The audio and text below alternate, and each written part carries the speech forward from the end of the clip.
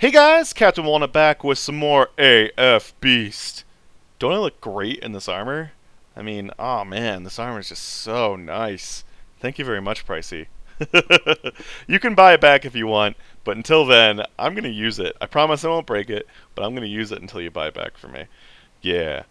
So, that battle last episode with Leon and Pricey really made me realize that I am weak when it comes to magic. Like I do not have.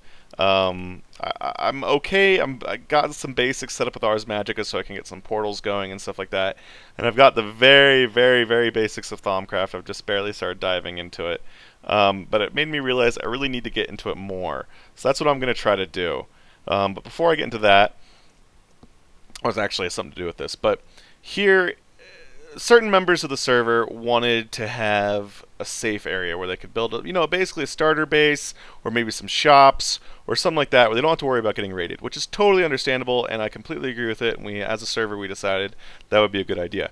So, we basically have it set up so that it's a 32 by 32 plot, lined up with some chunks. If I hit F9 twice, for those of you that didn't know how to do this, you can see what chunks it's in. So you can see that Sam's plot here, Rarebluski's plot here, is it's within four chunks, so 2 by 2 chunk area.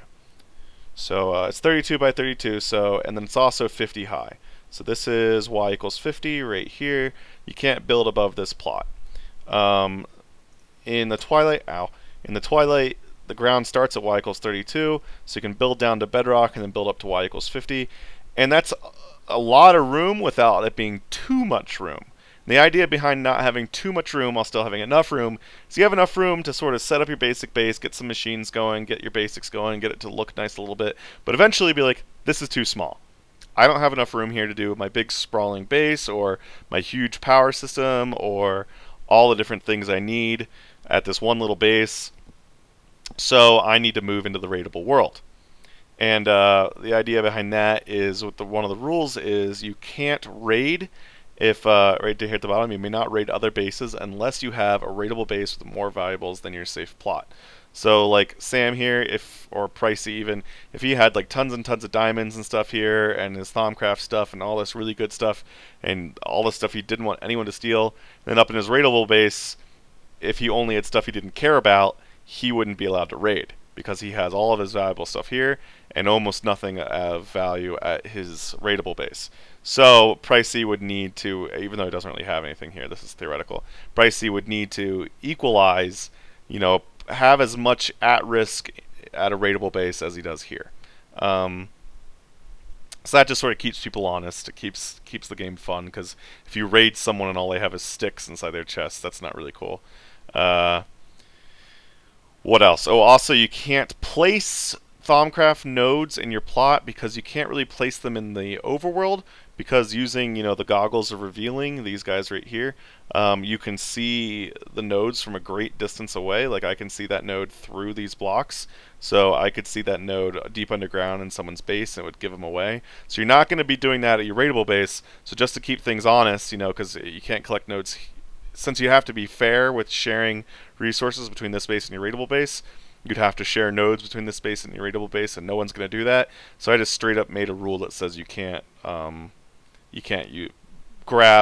nodes and place them here.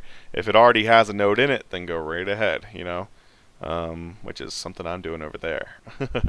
You also can't use ME systems because you could just have all your items here and then use a singularity to connect with it from anywhere in any dimension. So yeah, what else? Just one plot.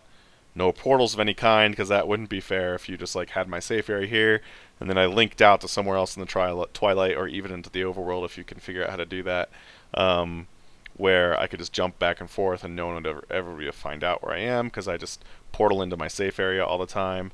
That's not fair either. I never said you could, like I could go put a portal in that tree over there because that's outside the safe area, but it's still close enough that I could use it. Other people could use it too, so they could still find out where my other hidden base is.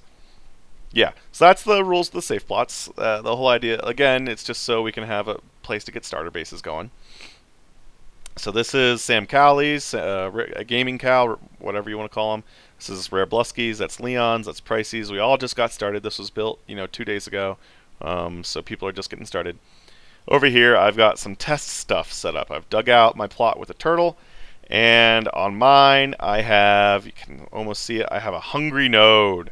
For those of you who don't know what a hungry node is, in Thaumcraft, it's a node that sucks in anything you place down. So if I go over here and just start dropping, oh gosh, no, go back, oh gosh.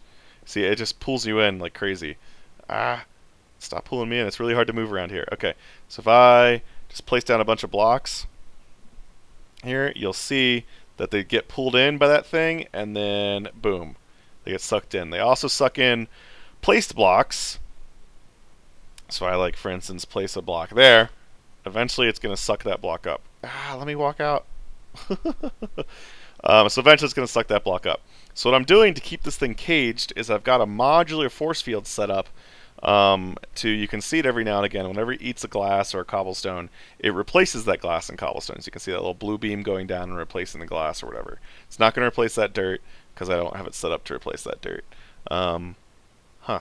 Usually it eats things that are close to it right away. Now the hungry node, while it does have a range of like 20 blocks, it won't eat anything it doesn't have a line of sight to. So as long as I keep this thing caged up, it'll suck items off the floor, it'll drag me towards it, but it won't start eating my base, which is great. So I just need to keep a thing around it. So I've got a modular force field set up here.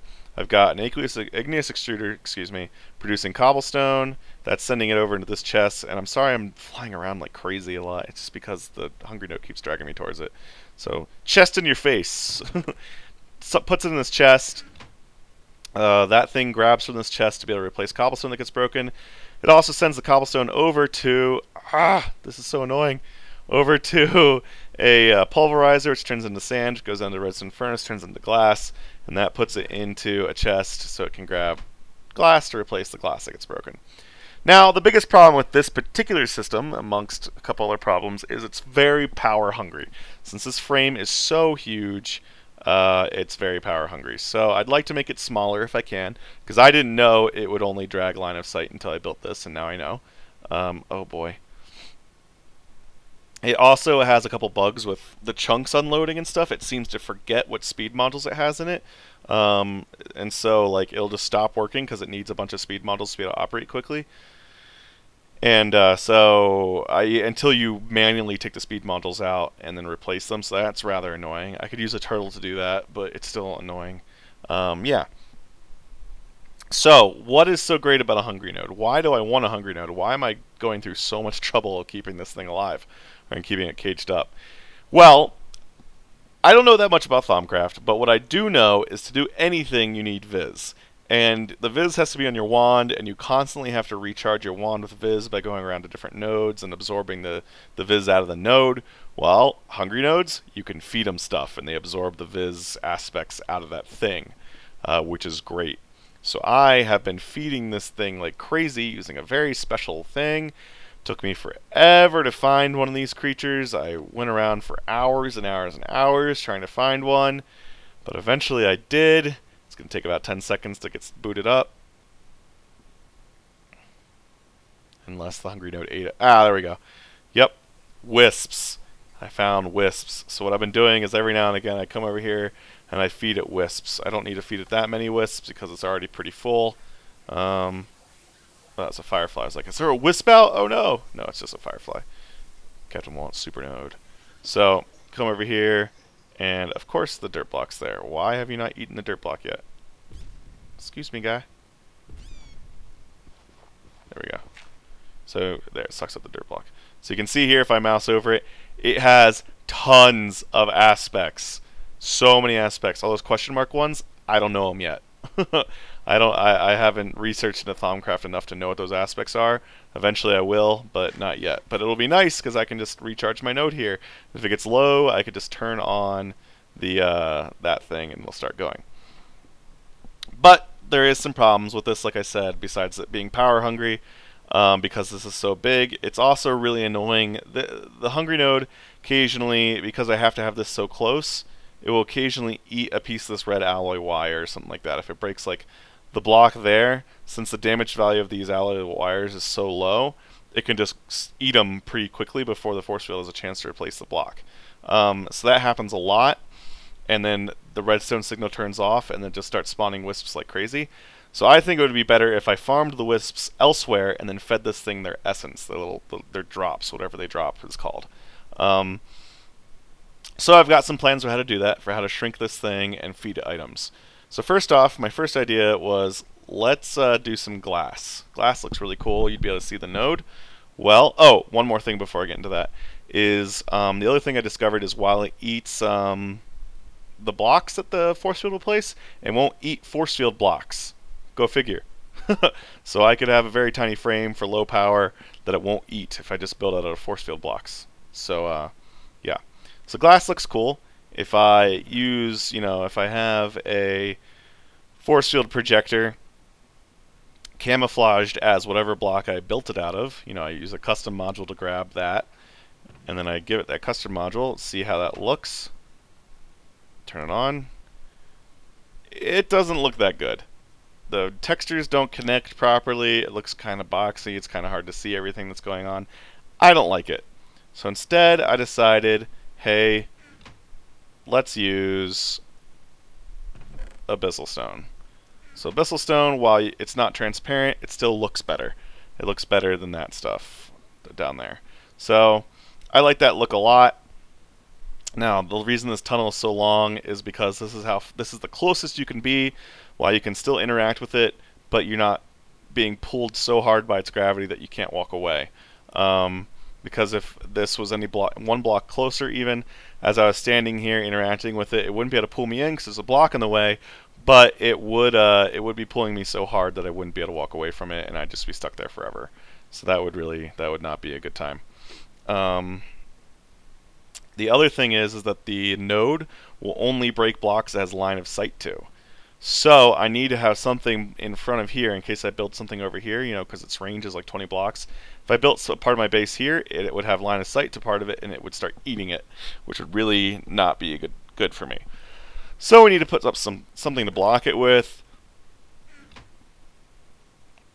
And there we go. So there we go. So you can see I've got like a little wall here and then a way to walk around the wall and still have a floor and still interact with the node. Got the same thing on the other side. You can also see I have two little entrances on the left and the right, and that is so I have a place to feed it items. So since it sucks items in, if an item gets dropped there, it would just pull it into the middle since the node's going to be about right there. And how am I going to feed it items without getting it so close, without having pipes that'll get eaten by the node? Well, Open Blocks has an item cannon, which is just so cool. You can aim it. Let me grab. Stop pulling me in, node. You can aim it using the pointer. So if I get the pointer in my hand, you can see a little line here. So I'll right-click on the cannon to say I want to tell the cannon to shoot somewhere else. Then right-click on the block I want it to shoot to. So you can see it changes its angle of attack, its trajectory, so that it can shoot anywhere I want. So I could tell it to shoot right there. Or I guess I could tell it to shoot right there. Maybe there. That'd be best. Yeah. So I can tell it to shoot right there, and it'll shoot right there. I can tell it to shoot right here, and it'll shoot right down inside that hole, which is great. So if I flip the lever on, it'll just start shooting items down into that hole, which is just so cool. So all these items, even though they're just collecting down there, they would be getting sucked up by the node from inside there. So yeah, so that's pretty cool. I really like that system. So put these back. The node's sucking me towards it again. No. Put this pointer back. So yeah, so that's the system I'm planning on using, is shoot items into it using a cannon, and then using this. So I'm going to get that set up, and I'll be back with you. Oh yeah, doesn't that look so much nicer? So much more compact. Gotta love it. So the node, stop pulling me in. The node doesn't really show up right now because for some reason it's not visible through force field blocks. Something I did not know.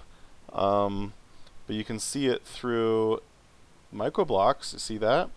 I decided I had to put microblocks on because if you get pulled down here and you walk on top of one of these, if you fell down in that hole, you would be stuck in that hole forever. That would be awful. So, yep.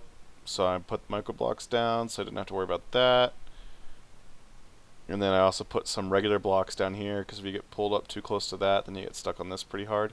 You sort of have to get some resonance going. So if I push this forward as hard as I can't get out. But if I backwards, yeah, if you sort of get some resonance going, then it's okay. So then you can come up here and then you can get off of that, which is fine. See? You can get away from it that way. So let's see the way this thing looks. Do I got dirt in there? I sure do. Let's fire away. Boom. It's pretty cool, I think. And then let's go in here and see it shooting. The dirt looks really funny flying around in there. And then it gets pulled back and then dies. So I have, you can sort of see here, I have micro block covers, some abyssal block covers here to sort of make it so you can actually see the node. If I didn't have those there, the node would be entirely invisible and it would just look weird, look way too weird. So I put the abyssal block covers on both sides. I don't know if they're going to stick around. If you remember that one episode where I TNT'd Sam's base, all of his abyssal block micro blocks stuck around. So I guess that will work. If they, I have no idea if that'll work, but it doesn't really matter if these get destroyed. So yeah, it's just there for looks. Let me out of here. There we go. So oh boy, yeah, it's still a little hard to navigate around the node, but hopefully I won't be getting too close very often. So yeah, so that is the super node. I guess I should put down some signs asking people not to use it if they don't. If without my permission and stuff, since it is easy to mess up. So yeah, well, I hope you enjoyed this episode, guys, and I'll talk to y'all next time. Gotta love these little item cannons, man. Alright, bye-bye.